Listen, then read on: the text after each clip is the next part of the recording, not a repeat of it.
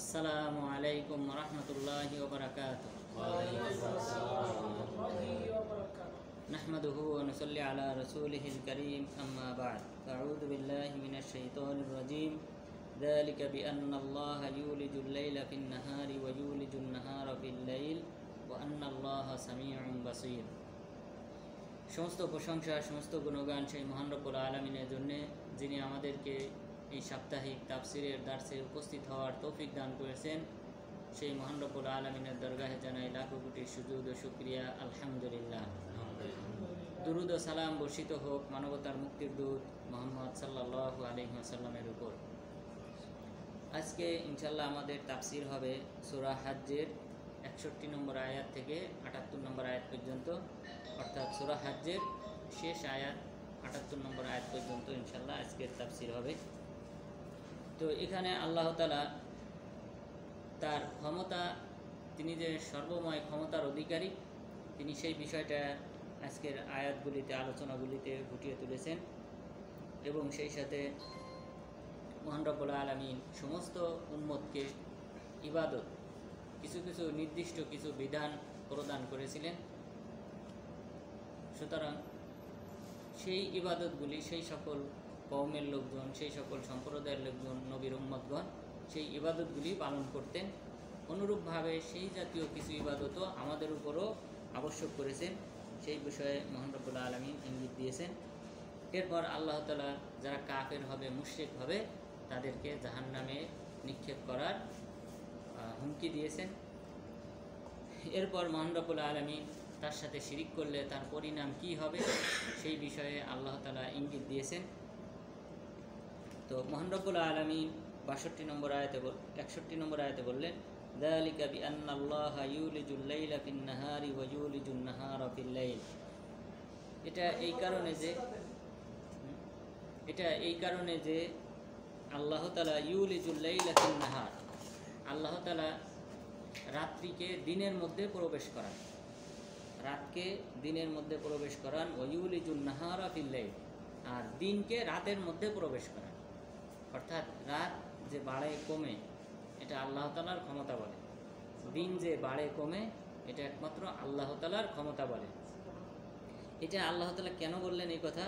কারণ এর পূর্বের আয়াতের সাথে সম্পর্কিত আছে যে আল্লাহ তাআলা বললেন, সুম্মা বুগিয়া আলাইহি লা ইয়ানসুরান্নাহুল্লাহ, যে সকল মুসলিমদের উপর, যাদেরকে মক্কা থেকে তাড়িয়ে দেওয়া হয়েছে, বের করে দেওয়া হয়েছে, তাদের উপর জুলুম করা হয়েছে, এই জুলুমকৃত ব্যক্তিদেরকে আল্লাহ তাআলা সাহায্য করতে সক্ষম।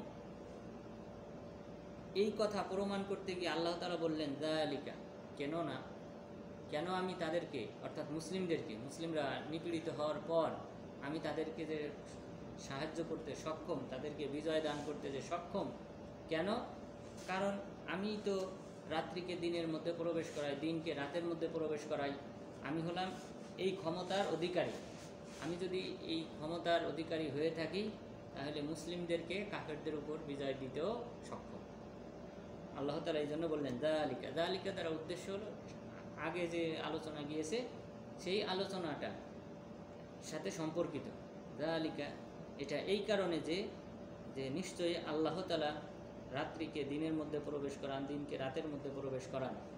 তাহলে এই রাত দিনের যে ছোট হওয়া, বড় হওয়া, এখন আমাদের রাত বড় হইতেছে।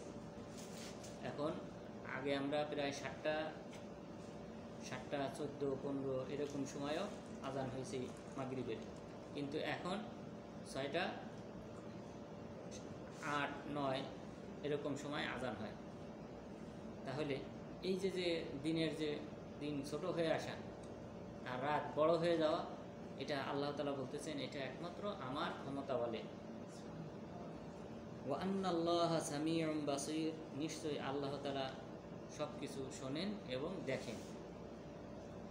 তাহলে এই শোনেন এবং দেখেন এর মাধ্যমেই কিন্তু আল্লাহ তাআলা সব কিছু পর্যবেক্ষণ করতেছেন, দেখতেছেন, জানতেছেন 7 আসমানের উপরে থেকে, অর্থাৎ আরশের উপর থেকেই আল্লাহ তাআলা এই পর্যবেক্ষণ করতেছেন, সব কিছু দেখতেছেন, শুনতেছেন।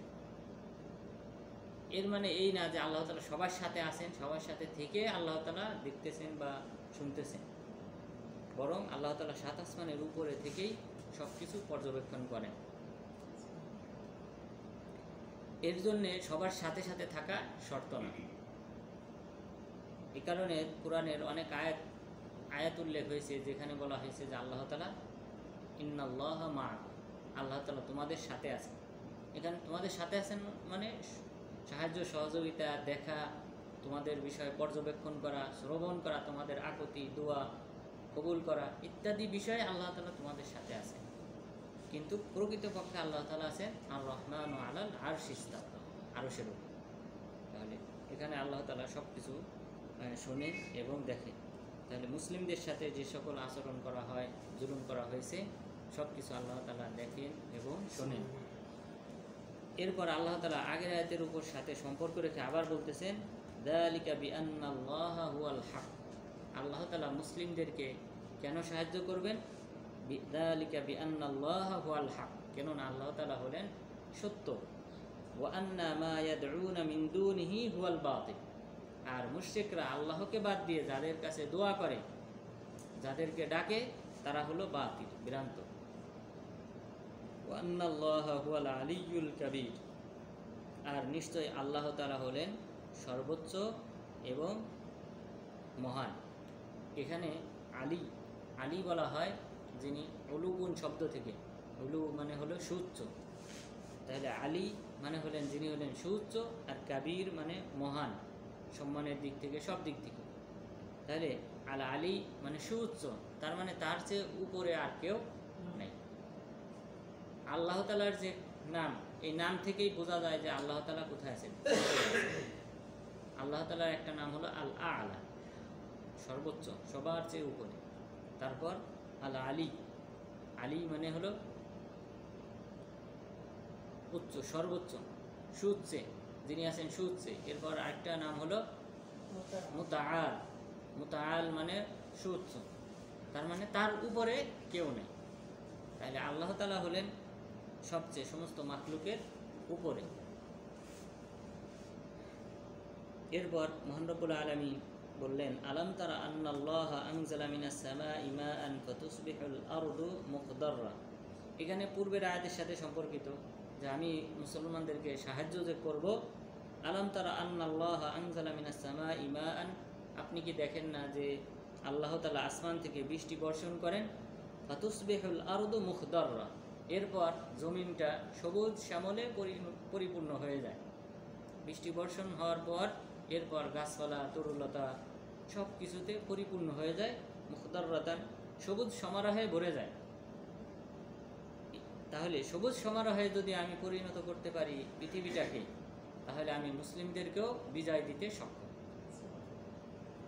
ইন্নাল্লাহা লাতীফুন খবীর, নিশ্চয় আল্লাহ তাআলা হলেন সূক্ষ্ম এবং খবীর, এবং যিনি হলেন সব কিছু জানেন, সব কিছুর খবর রাখেন। তো আল্লাহ তাআলা হলেন সূক্ষ্মদর্শী এবং যিনি হলেন সুবিজ্ঞ, সব কিছু জানেন। তাহলে লাতিফ এবং খবীর এই দুটিও আল্লাহ তাআলার নাম। তাহলে আগে তিনটি নাম উল্লেখ করা হলো যে আল্লাহ তাআলা হলেন আল্লাহ, আলী এবং কাবীর, এই তিনটি নাম। এরপরে এখন উল্লেখ করা হলো লাতিফ এবং খবীর। তাহলে আল্লাহ তাআলার এই নামগুলি এই সূরাতে উল্লেখ করা হয়েছে। এরপর মহান রব্বুল আলামিন বললেন লাহু মা ফিস সামাওয়াতি ওয়া মা ফিল আরদ, আল্লাহ তাআলারই জন্যে আসমান জমিনে যা কিছু আছে সব কিছুই আল্লাহ তাআলা সৃষ্টি করেছেন, সব কিছুই আল্লাহ তাআলার অধীনস্থ। ওয়া ইন্নাল্লাহা লাহুয়াল গনিয়্যুল হামিদ, নিশ্চয়ই আল্লাহ তাআলা হলেন মুখাপেক্ষীহীন, আল হামিদ, প্রশংসিত। তাহলে আল গনি এটা হলো আল্লাহ তাআলার আরেকটা নাম, আর হামিদ আল্লাহ তাআলার আরেকটা নাম। আল গনি বলা হয় যিনি কারো মুখাপেক্ষী নন, সমস্ত মাখলুক যার মুখাপেক্ষী তাকে গনি বলা হয়, ধনী। তাহলে আল্লাহ তাআলার মুখাপেক্ষী হলো সমস্ত মাখলুক, আল্লাহ তাআলা কারো মুখাপেক্ষী নন। আল হামিদ যিনি হলেন প্রশংসিত, যিনি মানুষ এবং জিন জাতি বাদে বাকি সমস্ত মাখলুক সবাই আল্লাহ তাআলার প্রশংসা করে। মানুষ এবং জিনদের মধ্যে অনেকেই আল্লাহর প্রশংসা করে, অনেকেই প্রশংসা করে না। প্রশংসা বান্দা করুক অথবা নাই করুক, আল্লাহ তাআলা তিনি হলেন হামিদ, প্রশংসিত। এরপর মহান রব্বুল আলামিন বললেন, আলাম তারা আন্নাল্লাহা সাখখারা লাকুম মা ফিল আরদি ওয়াল ফুলক, আপনি কি দেখেন না যে জমিনে যা কিছু আছে সব আমি তোমাদের অধীনস্থ করে দিয়েছি। আপনি কি দেখেন না যে জমিনে যা কিছু আছে, যে সকল জীবজন্তু আছে, গাছপালা আছে, তরুলতা আছে, সব কিছু মানুষের অধীনস্থ। মানুষ যখন প্রয়োজন তখন এগুলি নিজেদের কাজে ব্যবহার করতে পারে। সে বড় জীবজন্তু বলে, তারপর গাছপালা বলে, যত সম্পদ আছে, যা কিছু আছে, মানুষের যখন প্রয়োজন হয় তখন কিন্তু মানুষ সেটাকে ব্যবহার করতে পারে। জীবজন্তু যেগুলি মানুষের চেয়ে বহুগুণ শক্তিশালী, মানুষের চেয়ে বহুগুণ শক্তিশালী হওয়া সত্ত্বেও আল্লাহ তাআলা মানুষের অধীনস্থ করে দিয়েছে। মানুষকে আল্লাহ তাআলা সেই ক্ষমতা দান করেছেন, সেই বুদ্ধিমত্তা দান করেছেন, যার মাধ্যমে এদেরকে বশ করতে সক্ষম। আল্লাহ তাআলা বললেন, আপনি কি দেখেন না জমিনের মধ্যে যা কিছু আছে সব কিছু আমি তোমাদের অধীনস্থ করে দিয়েছি। সেই সাথে আমি অধীনস্থ করে দিয়েছি ওয়াল ফুলকা তাজরি ফিল বাহরি বিআমরিহি, যে নৌকা, জাহাজ, যে জাহাজগুলি সমুদ্রে চলমান, সেই সমুদ্রে চলমান জাহাজগুলিও আমি তোমাদের অধীনস্থ করে দিয়েছি। ওয়ায়ুমসিকুস সামাআ আন তাকা আলাল আরদ ইল্লা বিইذনি, এবং আল্লাহ তাআলা নিজ ক্ষমতা বলেই ইউমসিকু আটকে রাখেন আসসামা আসমানকে, আন তাকা আলাল আরদ জমিনের উপর পড়ে যাওয়া থেকে। আসমানটা যদি মানুষের এই পৃথিবীর উপর পড়তো, আছড়ে পড়তো, তাহলে এই জমিনবাসী সব মাটির সাথে মিশে যেত। আমরা মহাকাশ সম্পর্কে বেশ কিছু কথা বলেছিলাম, যে মহাকাশে যে নক্ষত্র আছে, তারা আছে, এগুলি নক্ষত্রগুলো সব পৃথিবীর চেয়ে বড়।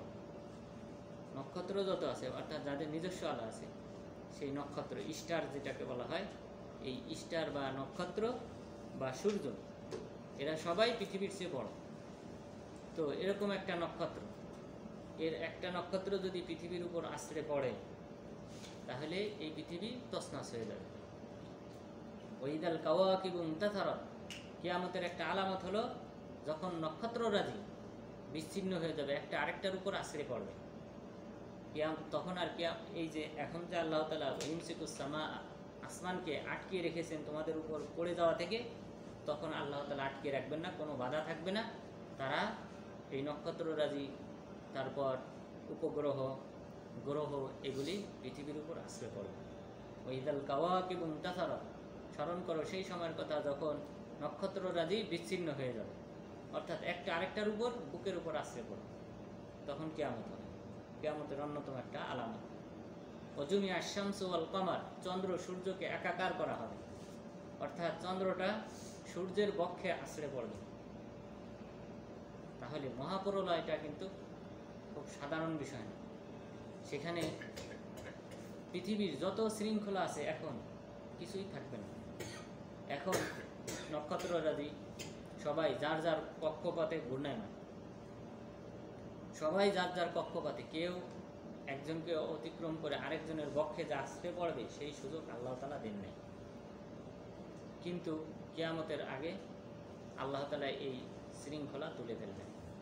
তখন একটা আরেকটার উপর চন্দ্র সূর্যের মধ্যে আছড়ে পড়বে। এরপর এই পৃথিবী, এর উপর অসংখ্য নক্ষত্ররাজি আছড়ে পড়বে। অর্থাৎ বিশাল বিশাল, আমরা বলছিলাম যে মহাকাশে যা কিছু আমরা দেখি রাতের আধারে ঝলমল করে জ্বলে, সবগুলি হলো এই পৃথিবীর মতো এরকম ভূখণ্ড, বিশাল বিশাল ভূখণ্ড। চারটা হলো পৃথিবীর 50 ভাগের 1 ভাগ, ছোট আর কি। এটাকে উপগ্রহ বলা হয়, যেটা পৃথিবীকে কেন্দ্র করে দেবে। তো এটাও যদি পৃথিবীর উপর আছড়ে পড়ে, তাহলে পৃথিবীর ধ্বংস অনিবার্য। কারণ পৃথিবীর ভূগর্ভে আগ্নেয়গিরি 1 থেকে 10 কিলোমিটার বা 3 কিলোমিটার 2 কিলোমিটার পর পরে কিন্তু কি আছে, আগ্নেয়গিরি আছে, আগুনের লাভা আছে। এরকম বিশাল চাঁদ, বিশাল নক্ষত্র যদি আছড়ে পড়ে, এই ভূগর্ভের আগুন সব বেরিয়ে আসবে। সুতরাং এই পৃথিবীতে ফাটল ধরবে, এখানে ভূগর্ভের আগুন, লাভা সব পৃথিবীতে ছড়িয়ে পড়বে, এখানে জীবজন্তু বসবাস করার কোনো সুযোগ থাকবে না। তো কিয়ামতের আগে সব ঘটবে। আল্লাহ তাআলা সেই নিয়ামতের কথা স্মরণ করে দিলেন, ওয়ায়ুমসিকুস সামা আন তাকা আলাল আরদ, আল্লাহ তাআলা আসমানকে আটকিয়ে রেখেছেন পৃথিবীর উপর আছড়ে পড়া থেকে। ইল্লা বিইذনি, একমাত্র তার নির্দেশেই কেবলমাত্র এই আসমানটা জমিনের উপর আছড়ে পড়ে না। ইন্নাল্লাহা বিন্নাসি লারাউফুর রহিম, নিশ্চয় আল্লাহ তাআলা মানুষের উপর দয়াশীল করুণাময়। এটা একটা বিশাল একটা দয়া, করুণা, অনুকম্পা।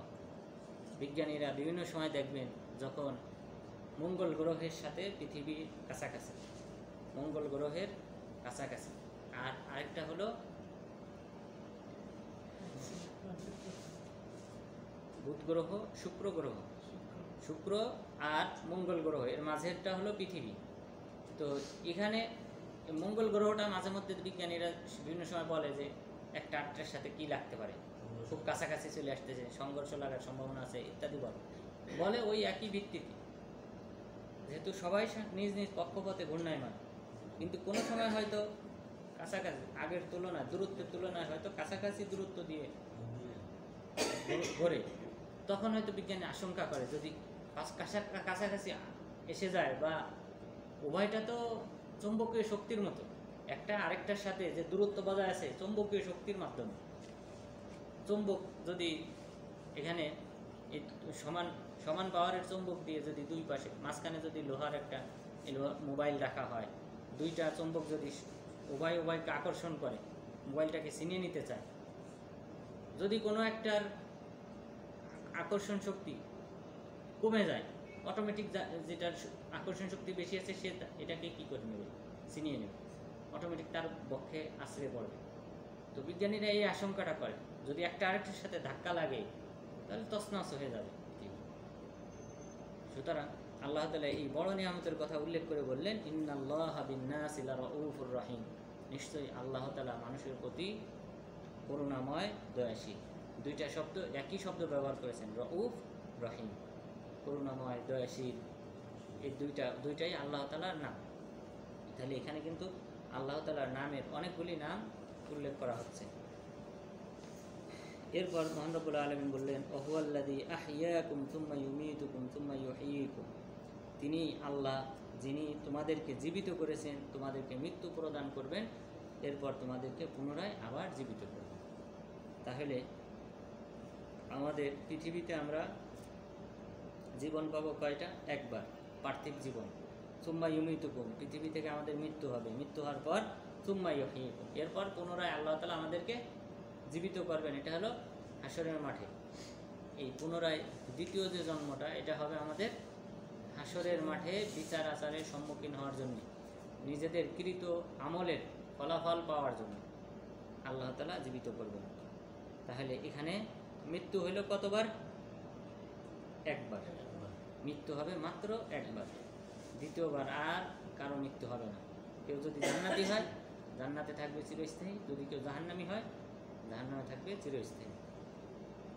অর্থাৎ কাফের যদি হয়, মুশরিক হয়, তাহলে চিরস্থায়ী জাহান্নামে। আর যদি মুসলিম হয়, কবিরা গুনাহ করেছে, তাহলে আল্লাহ তাআলা তার ওই কবিরা গুনাহ সমপরিমাণ শাস্তি দিয়ে অথবা ক্ষমা করে দিয়ে তাকে কি করবেন?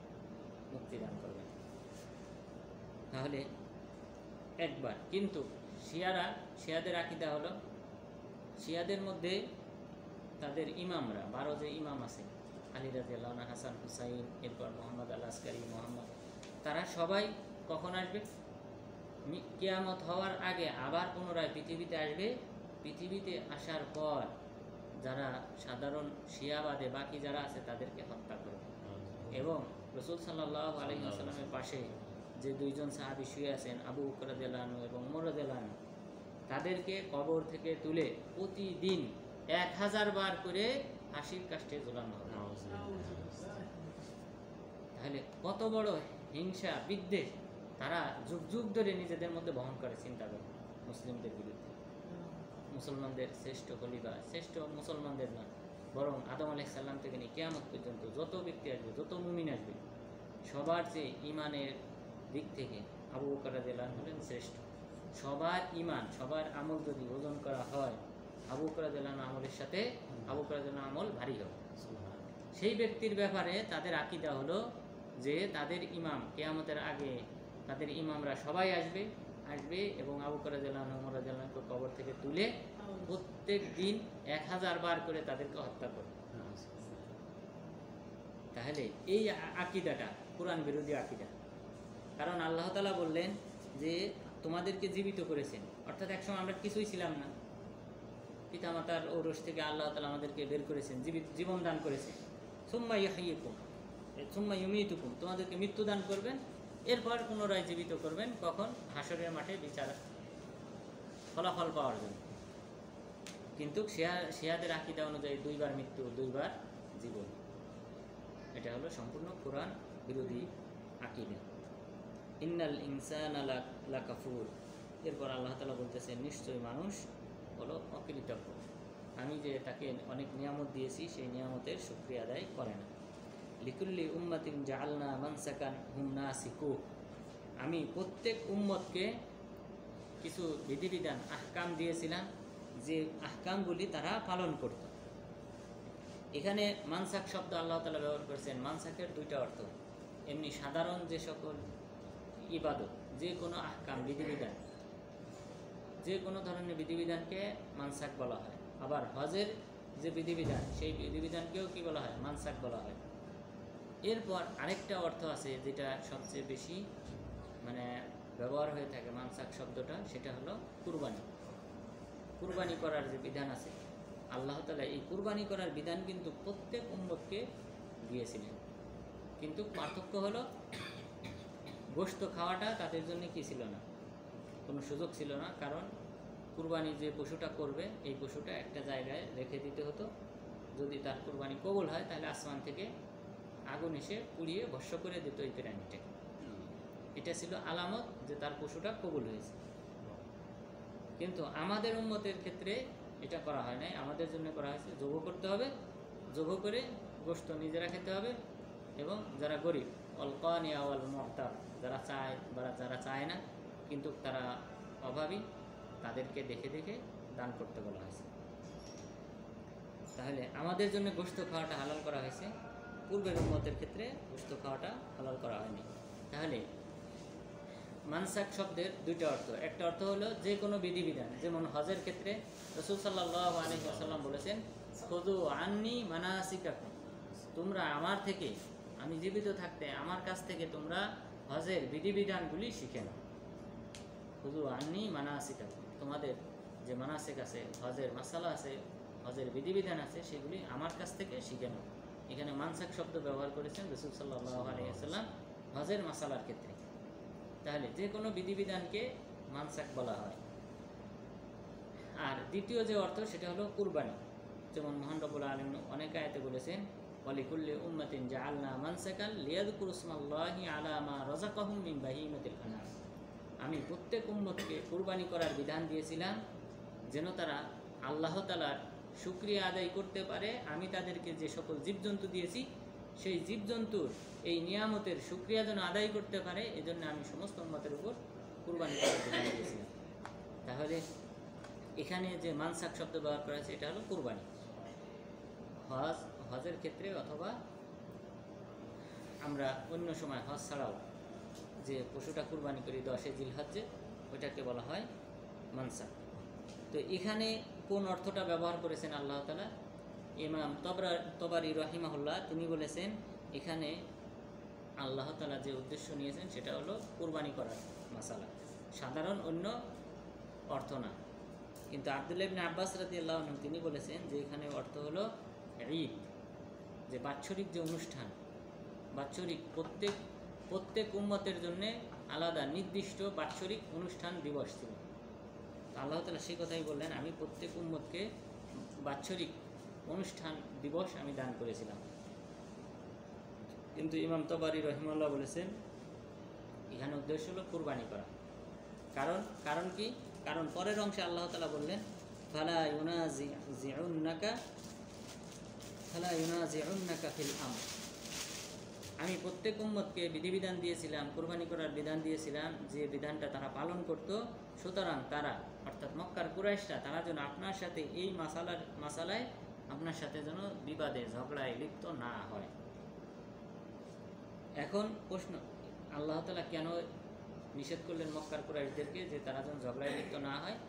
মক্কার কুরাইশরা কোন বিষয়ে ঝগড়া করত, বিবাদ করত, মতানৈক্য করত রাসূল সাল্লাল্লাহু আলাইহি সাল্লামের সাথে?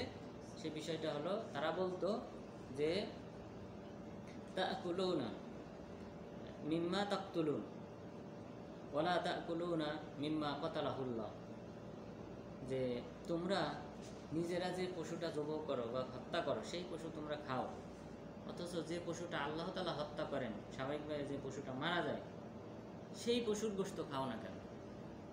অর্থাৎ মক্কার কুরাইশরা কিন্তু মৃত প্রাণী খেত, কিন্তু রাসূল সাল্লাল্লাহু আলাইহি ওয়াসাল্লাম আসার পর এটাকে হারাম করলেন। তখন মক্কার কুরাইশরা রাসূল সাল্লাল্লাহু আলাইহি ওয়াসাল্লামের সাথে ঝগড়ায় লিপ্ত হলো, বিবাদে লিপ্ত হলো।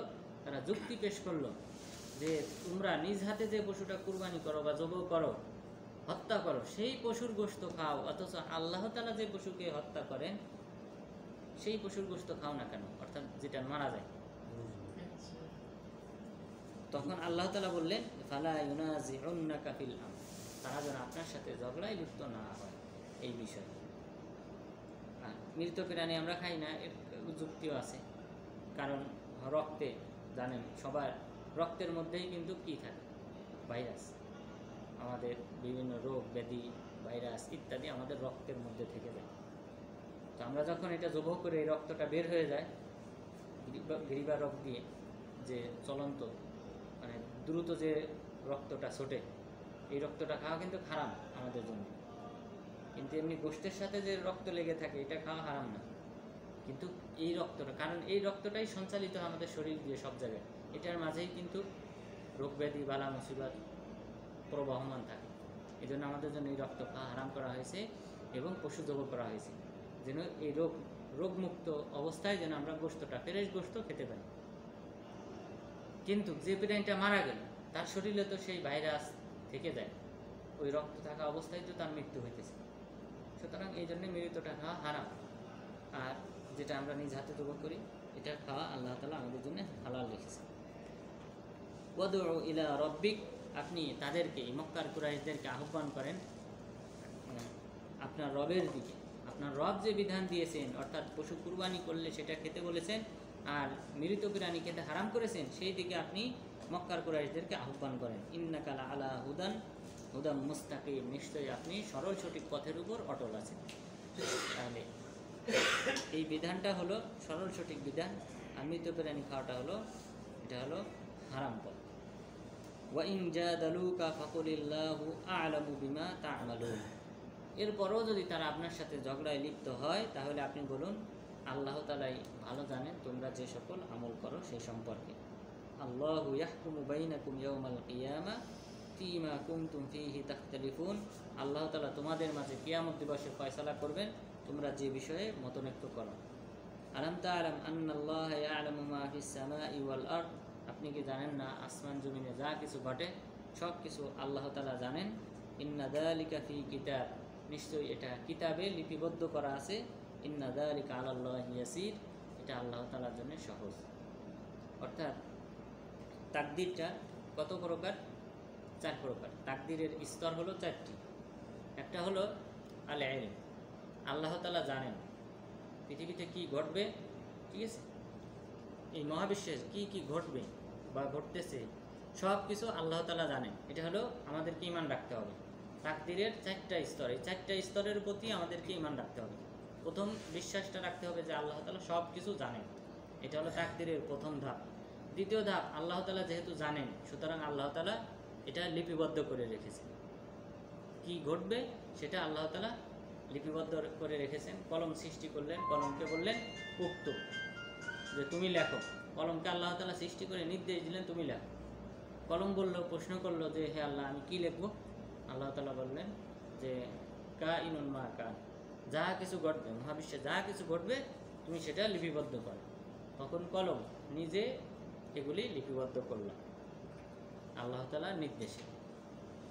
কীভাবে লেখলো এটা আল্লাহ তাআলা ভালো জানেন। এটা নিয়ে প্রশ্ন করাটা হলো বিদআত, কিন্তু আল্লাহ তাআলা নির্দেশ দিয়েছেন, কলম লিখেছে। কলমও আল্লাহ তাআলার মাখলুক, তাকে নির্দেশ দেওয়ার পর সে লিপিবদ্ধ করেছে। অর্থাৎ লাউহে মাহফুজে যা কিছু ঘটবে সব আল্লাহ তাআলা লিপিবদ্ধ করে রেখেছেন। তাহলে এটা হলো দ্বিতীয় ধাপ, যেটা এখানে বলা হলো ইন্না যালিকা ফি কিতাব, এগুলি সব আল্লাহ তাআলা লিপিবদ্ধ করে রেখেছেন। তাহলে লেখাটা হলো দ্বিতীয় ধাপ তাকদীরের। তারপর 3 নম্বর হলো মাশিআতুল্লাহ, আল্লাহ তাআলার ইচ্ছা। আল্লাহ তাআলা ইচ্ছা পোষণ করেছেন, ফাখলাকাহু, তখন তারপর আল্লাহ তাআলা সৃষ্টি করেছেন। তাহলে এটা হলো তাকদীরের চতুর্থ ধাপ, যে সৃষ্টি করাটা। যে আল্লাহ তাআলা প্রথমে জানেন যে মহাবিশ্বে কি ঘটবে, সেই বিষয়টা আল্লাহ তাআলা লিখে রাখলেন। লিখে রাখার পর আল্লাহ তাআলা ইচ্ছা পোষণ করলেন যে তিনি মাখলুক সৃষ্টি করবেন, মানুষ, জিন জাতি, তারপর গাছপালা, তরুলতা, সব কিছু, যা কিছু যে সকল মাখলুক আছে, তিনি ইচ্ছা পোষণ করলেন যে এগুলি সৃষ্টি করবেন। তাহলে আল্লাহ তাআলার ইচ্ছা শক্তি আছে। ইচ্ছা পোষণ করার পর ফাখলাকা, এরপরে আল্লাহ তাআলা সৃষ্টি করলেন। তাহলে সৃষ্টি করাটা এটা হলো চতুর্থ ধাপ। তাহলে এই 4 প্রকারের প্রতি আমাদেরকে ঈমান রাখতে হবে। ইন্না যালিকা আলাল্লাহি ইয়াসির, এই লিপিবদ্ধ করে রাখাটা এটা আল্লাহ তাআলার জন্য সহজ। ওয়া ইয়াবুদুনা মিন দুনিল্লাহি মা লাম ইউনাজ্জিল বিহি সুলতানা, তারা আল্লাহ তাআলাকে বাদ দিয়ে এমন কিছুর উপাসনা করে যাদের উপাসনা করার নির্দেশ আল্লাহ তাআলা দেন নাই। ওয়া মা লাইসা লাহুম বিহি ইলম, এবং তারা এমন কিছুর উপাসনা করে যাদের অনুভূতি নাই যে আমাদেরকে কেউ ইবাদত করে। মূর্তি কখনো অনুভব করতে পারে না যে এখানে অনেক বিজ্ঞ বুদ্ধিমান জীব আছে, জিন আছে, মানুষ আছে যারা আমাদের উপাসনা করে। অর্থাৎ আমরা বুদ্ধিমান হয়েও নির্বোধ মূর্তির আমরা পূজা করি। আল্লাহ তাআলা বললেন ওয়া মা লাইসা লাহুম বিহি ইলম, তারা জানেও না যে তাদের উপাসনা করা হইতেছে।